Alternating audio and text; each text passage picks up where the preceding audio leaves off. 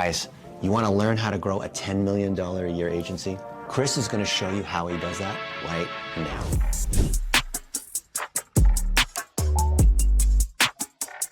Welcome everybody to another edition of the Coach U Show, and I'm here with my buddy Chris Mechanic. The reason you're here is because you want to learn how to grow a seven-figure agency, and Chris is going to spill all the secrets on how he started WebMechanix in 2009 with his co-founder Arsham, and now he is a revenue optimizer. He's grown quite a team. He's doing coaching. He's worked with some of the biggest clients.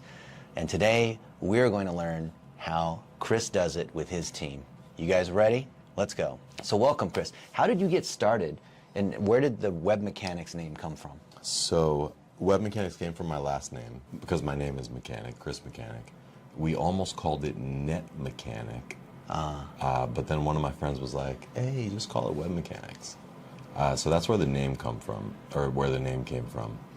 But unlike maybe a lot of agencies, we didn't start with like some big dream or some big hope or ambition.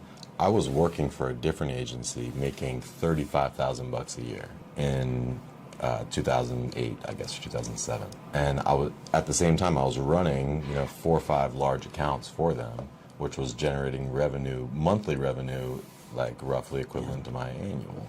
Yeah. So I'm like, we could do this. Like, it's not that hard. Yeah. So we started out, the goal was to have like 10 clients, each paying $1,000 a month. So $10,000 a month. Right. So that myself and my partner could each make $5,000.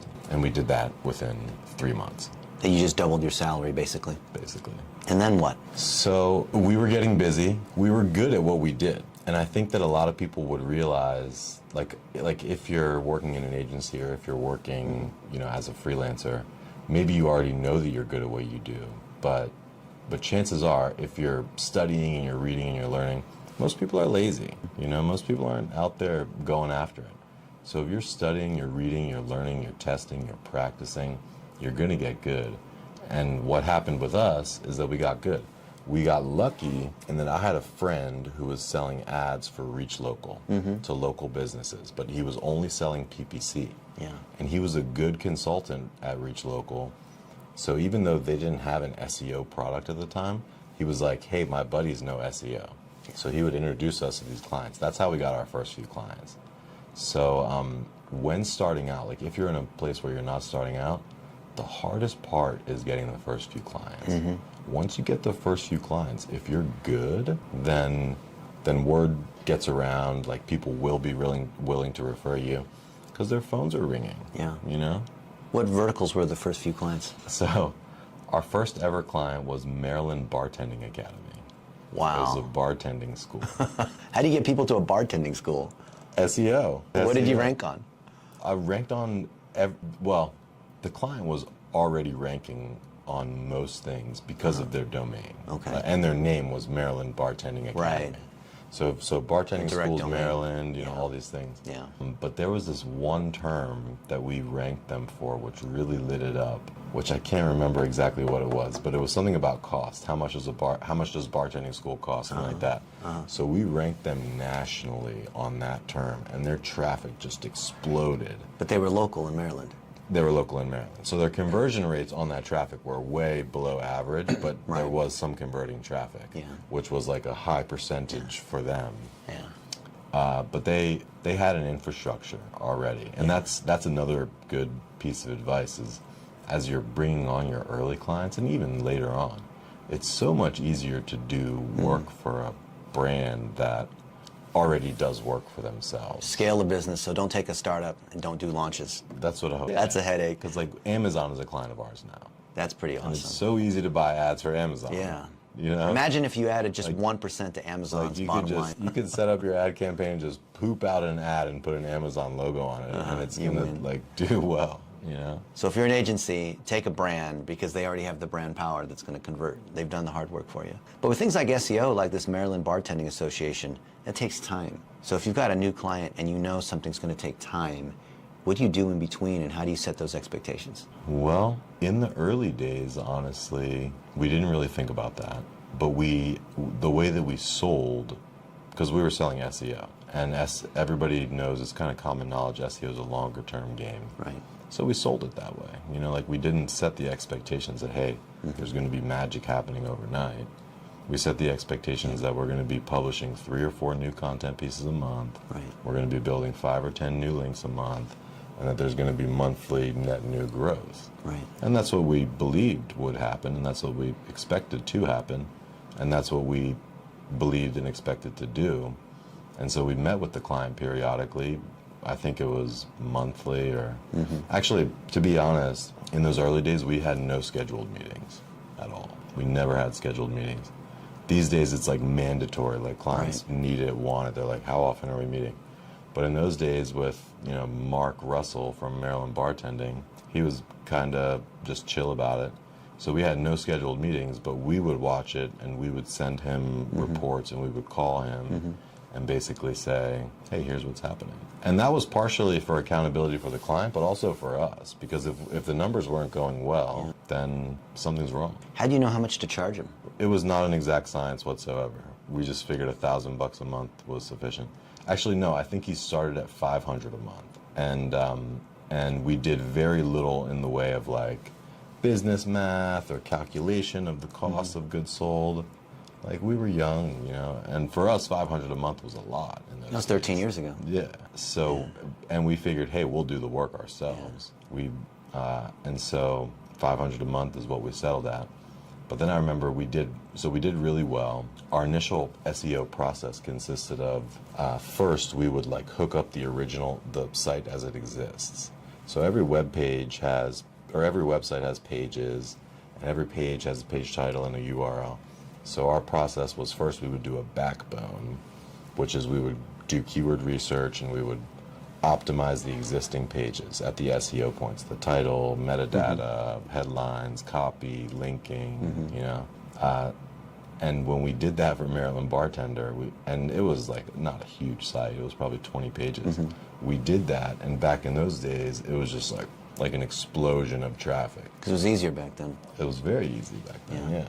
Did you buy links? No, we did not buy links. And frankly, we didn't have to work very hard even to build links for that, because Mark was a entrepreneur and he was into the local organizations. He would sponsor things. He's already well known in a niche. Yeah, he was already winning in a niche. So that's why choosing clients is important.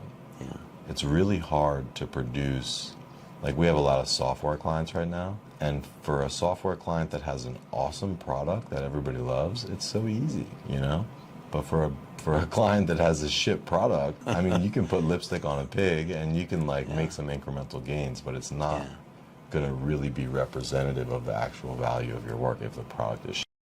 We like to say you can't make chicken salad out of chicken take. Chicken take. That's funny. So you started off by offering SEO, and as you grew WebMechanix, you added in lots of other clients and lots of other industries doing lots of other things like Facebook ads and PPC and building websites and whatnot. How did you avoid the problem of trying to be an expert in every industry? Because when new agencies start out, they're trying to get their first few clients, so they'll just say yes to anything that comes in, whether or not they have experience in that industry or whether or not they've done TikTok ads or email marketing or whatever. They'll just say yes. So how are you able to still succeed? Obviously, you're competent, you learned how to do that, but that's the thing that kills most agencies. Well, we did not learn a good way to do that. So we still haven't cracked that code. And we're still, you know, so when we first started, we were 2 people in a basement. Now we're 70 people. And we're billing like close to $1 million a month. But we still are playing the game of being experts with everything. Though, I mean, we have certain niches, and there's things now that we won't touch. I think that's a good strategy, like for the viewers. Like, you should have some things that you just won't touch. What will you not touch? Organic social. Like, we will not create organic social content. We'll create ads and run them organically. Like, if a client is doing the posts themselves, like, we can schedule them out. But we're not going to sit there and respond to comments. We're not going to manage communities. Right. What do you say to a client that they want to hire you for a bunch of stuff, but you don't want to take organic social? We tell them that. And we tell them that we have, and it's true that we have partners that can and will do that. But we lost a deal not long ago, which was for an existing client. They were in the real estate in the real estate space, and we were super successful doing just paid ads with them. They were bought or got some investment from a PE firm and put out a big fancy RFP, and they were set on just having one agency to do it. They wanted an AOR. But in those cases, and now, because when you're first starting, we call it what you need. What you need, what you need. We got you, what you need. We're in what you need mode. We're in fight mode. We're going after it. We're trying to get it. Once you establish yourself, you have some space to say what you don't want.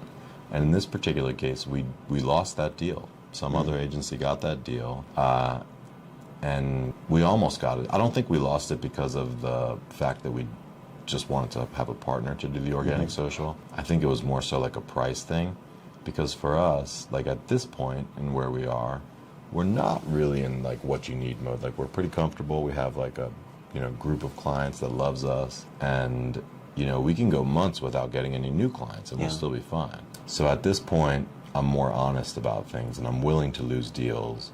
And in this case, not only were we honest about that, but they also wanted us to do other things, and so we increased the price because we have a philosophy like, if we're going after a deal that's not quite the perfect deal, at least price it in such a way that it makes sense, And I think that pricing is an inexact science, because these clients are so dynamic.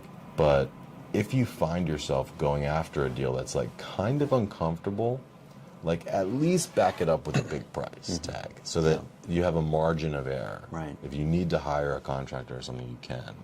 So are you pricing it more on what the value is to the client, or what your cost is times a multiple, or industry standards? So it's really a blend of those things. So I always think about the cost of it now, because now I understand the cost inputs and the different factors. So I always look at our bare bones cost, and it has to be at least double that. But then I look at the client, and I look at how big they are, and I look at how what is their average revenue per, and I also look at the opportunity, right? Like if it's a SaaS company, if it's a SaaS company, we won't take it. But if it's a SaaS company with like a product that's like not the best, it's not like the leader, but like they're kind of okay, but they stand to make a ton from it, or that I can just see that there's like huge opportunities, then we will, excel or decel accordingly. And same, so we had a client, I won't mention who they are, but they're a SaaS, they're a unicorn SaaS. You've definitely heard of them. They're in the billions, multi-billions. And they came to us, so I did the equation of what are the cost inputs, and then I would normally double that, and then I would, adjust up or down.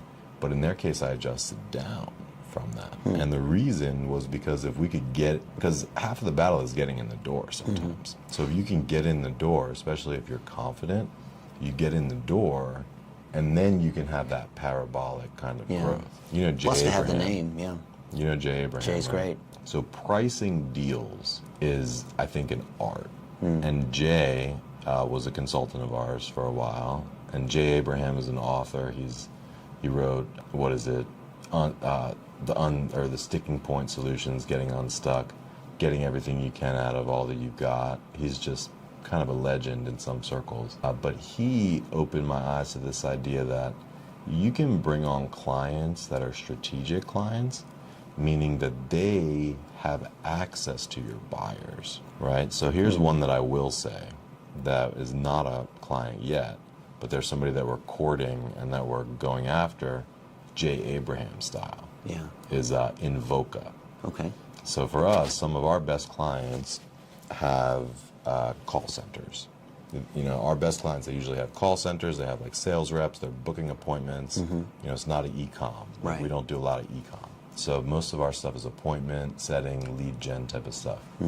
Invoca sells software to call centers. It's a huge JV client. Right. That's the Inception model. And if you look at, we use a tool built with.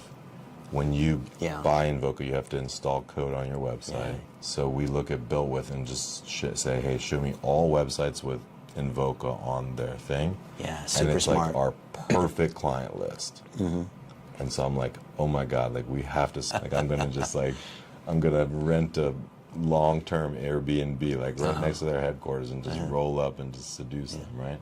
Because if we could get in the door with them, even if it's just for $1 a month, right? Yeah. Like that's marketing expense. Because if we can somehow convince them to turn us on to their clients, to endorse us like that.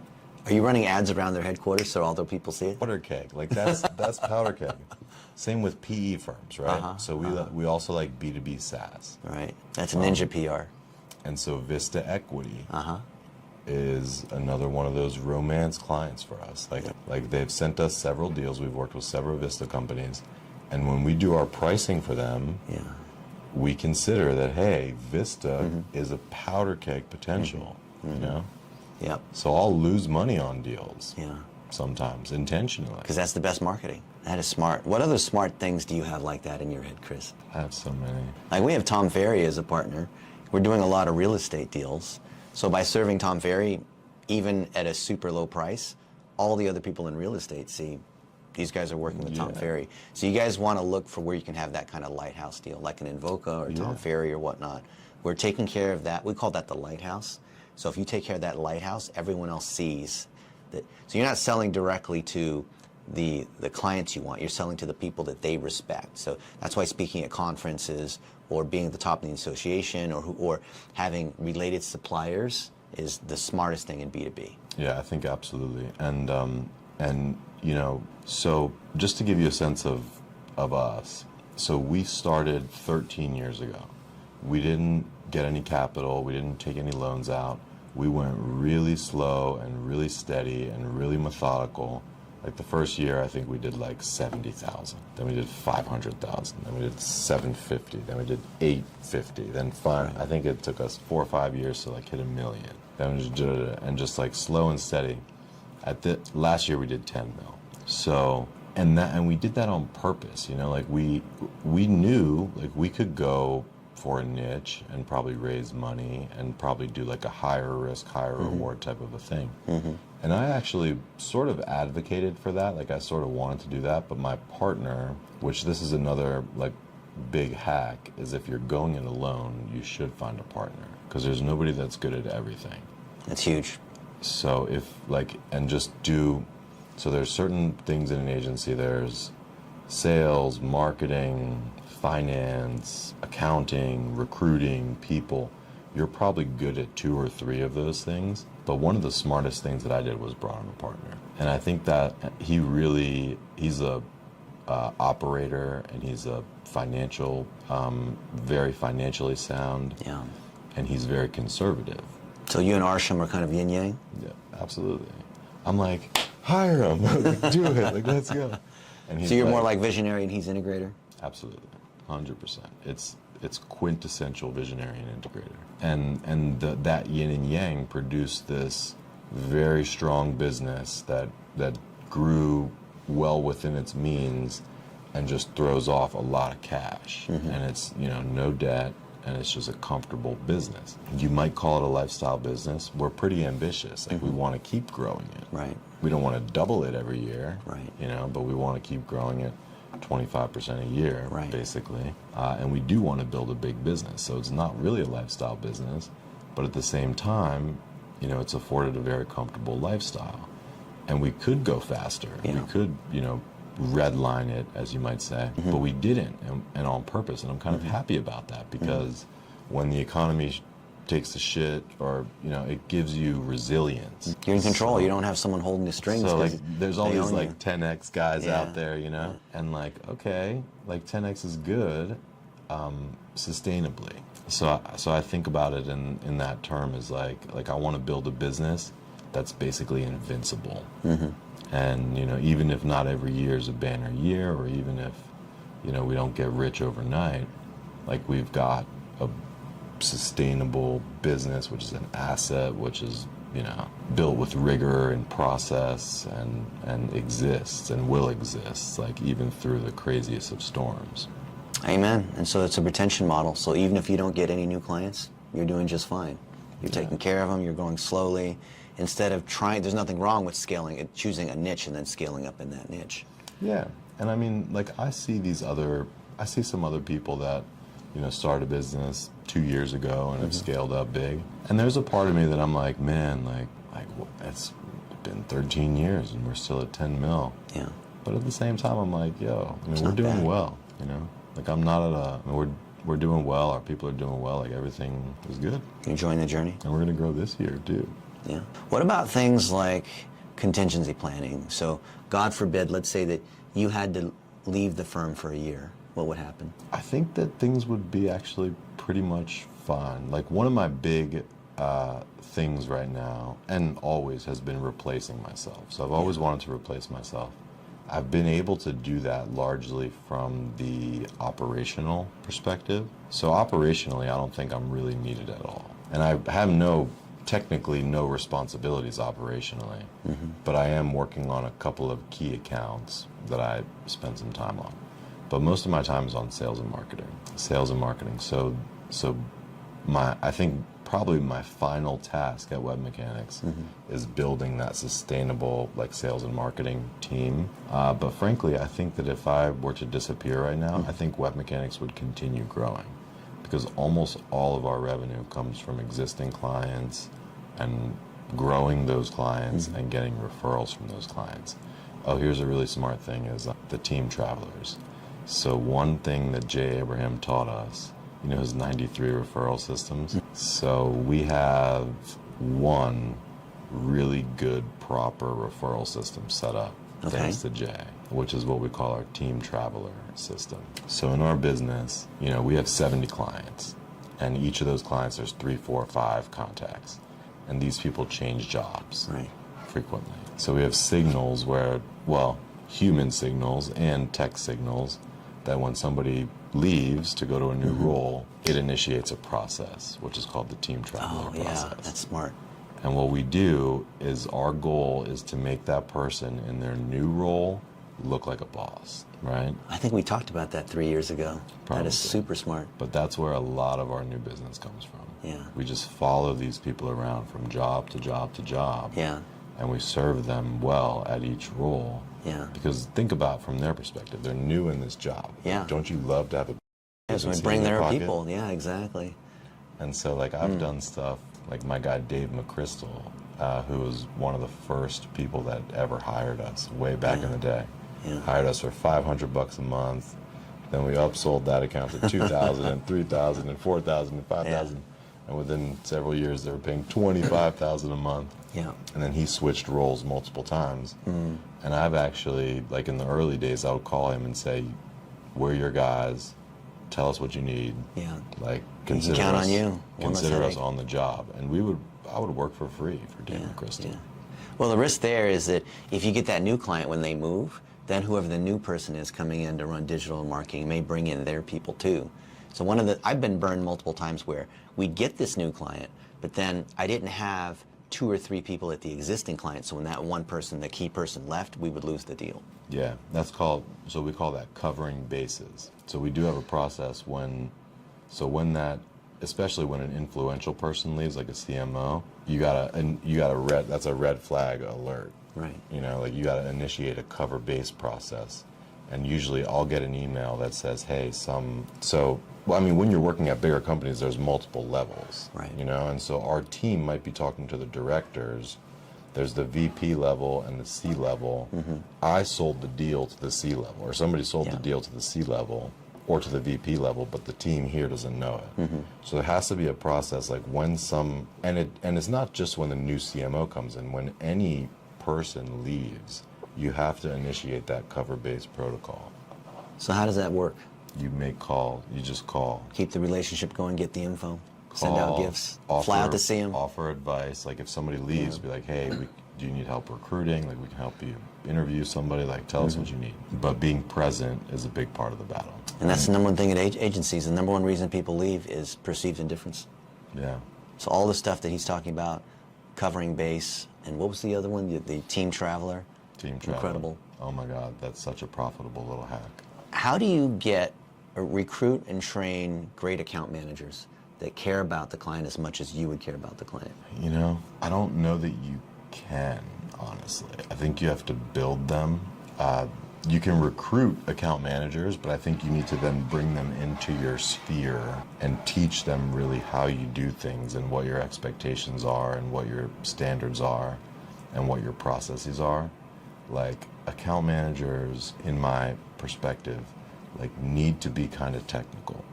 Like, they need to understand in considerable detail what's going on. And I've not found a way to recruit them off the street. But I do know how to bring raw talent into the door and output a very good account manager. Right.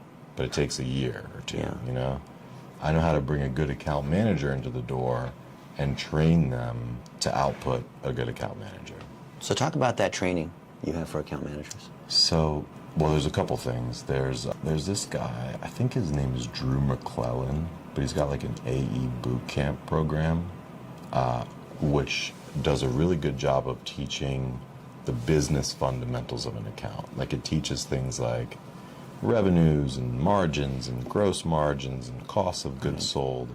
But I mean, if I'm being totally honest, like, we're not very good at that still. Like, most of our best account managers right now came up through the ranks of the agency and have just learned how to be account managers. And it's by largely, I would say, shadowing.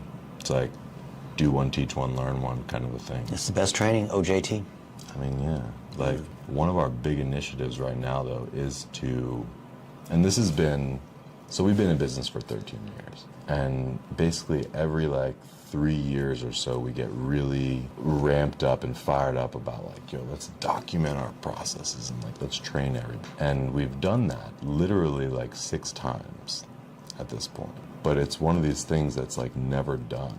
You know, like, processes like training and even recruiting, even finance, and invoicing and billing just changes. And I'm not the best process person in the world, but that's like a major, I think, potential competitive advantage is if you can have and also continue to update and enhance those processes. What are you focusing on now? I'm focusing on basically the 3 Ps: pitching, planning, and podcasting. Okay. So pitching is selling deals.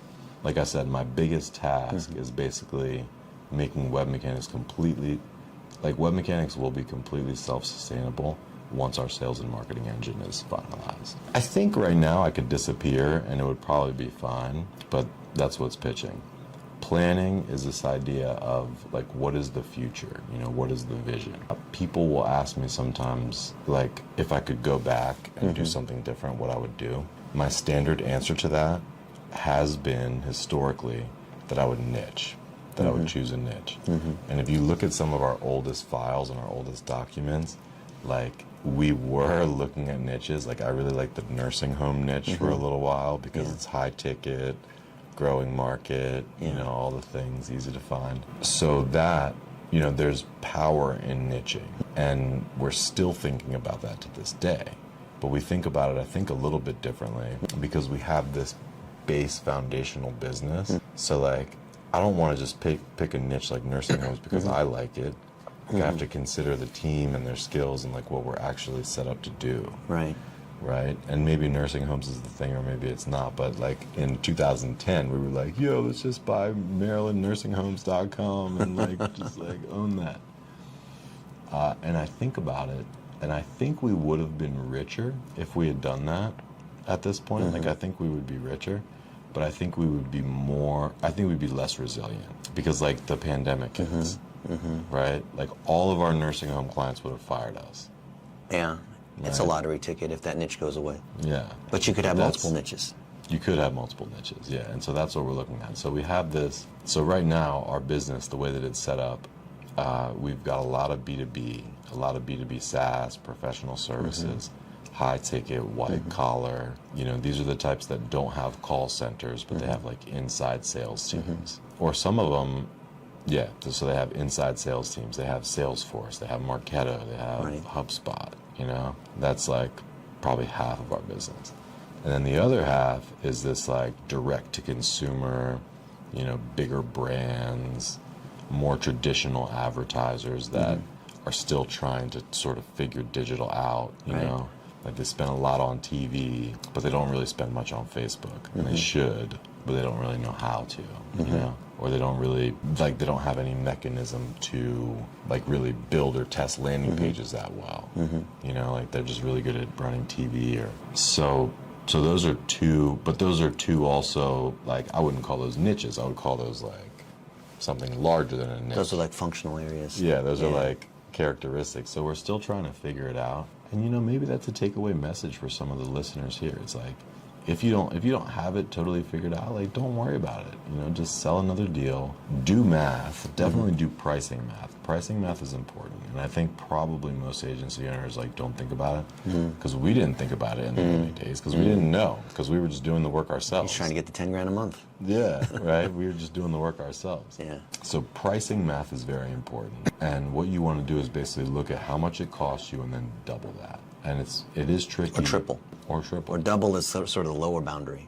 Yeah, triple it even.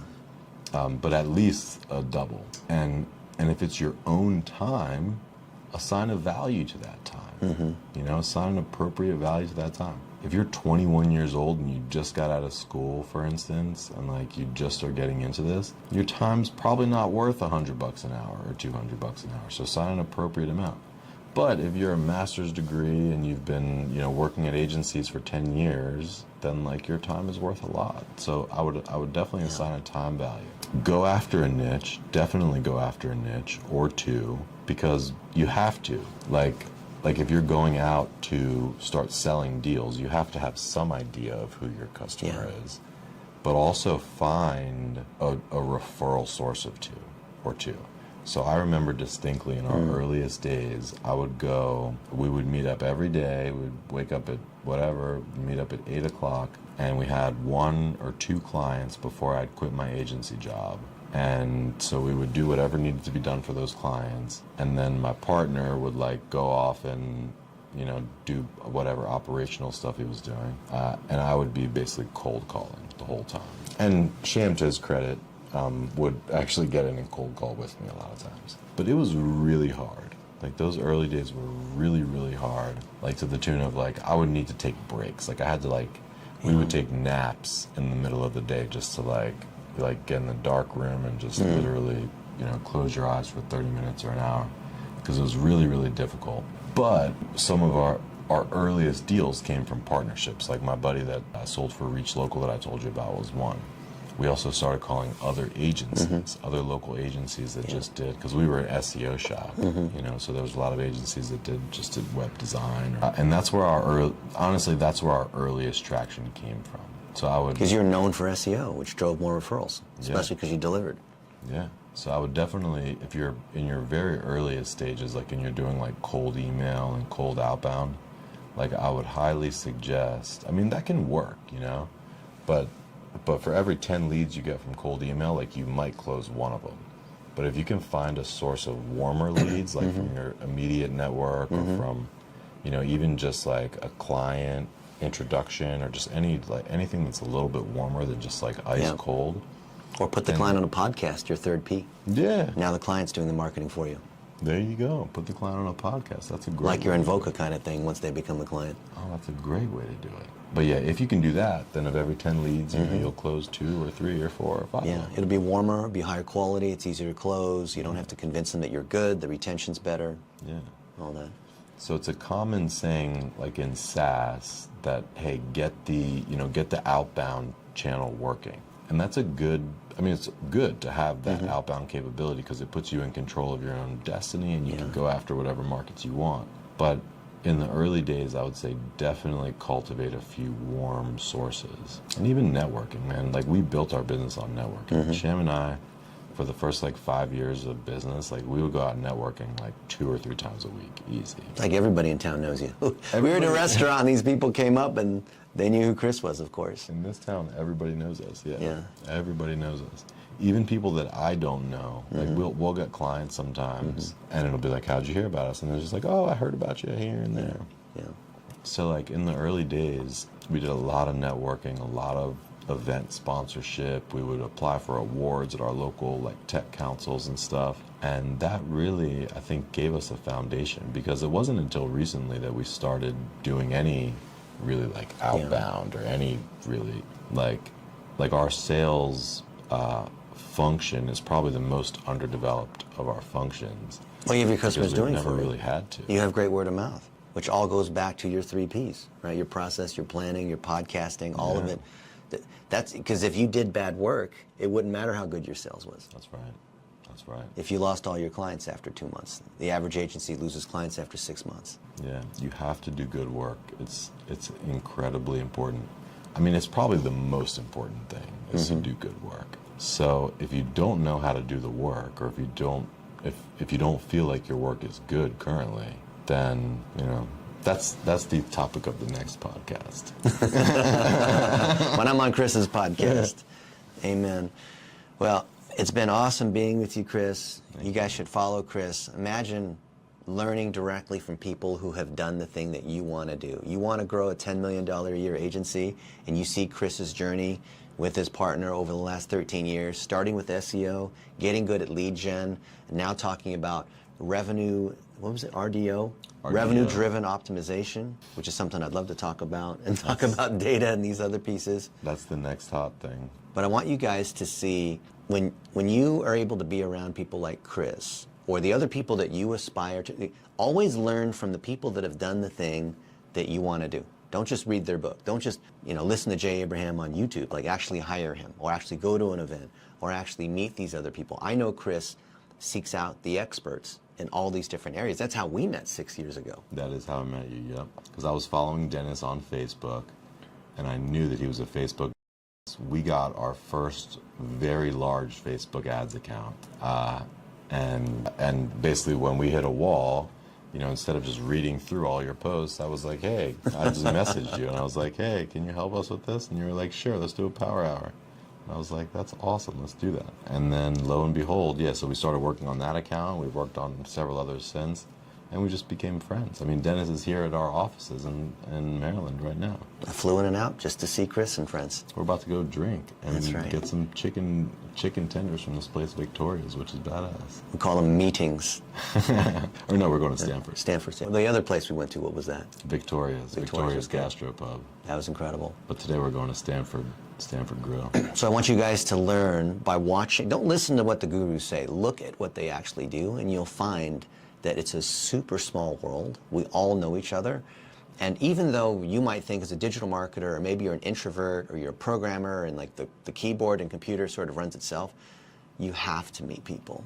One of the biggest wake-up calls for me when I started doing digital marketing was thinking, oh, well, I can just have this laptop lifestyle thing, and this money will just run automatically because I'm really good at running ads. It is a more people-intensive business than you would realize. It is a shock, right? And look at how much Chris is focused on growing his business through relationships. So that's the Coach U Show. Follow Mr. Chris. Where can people find you? You can find me on LinkedIn, Chris Mechanic, or you can just go to webmechanix.com and check out some of our blog articles.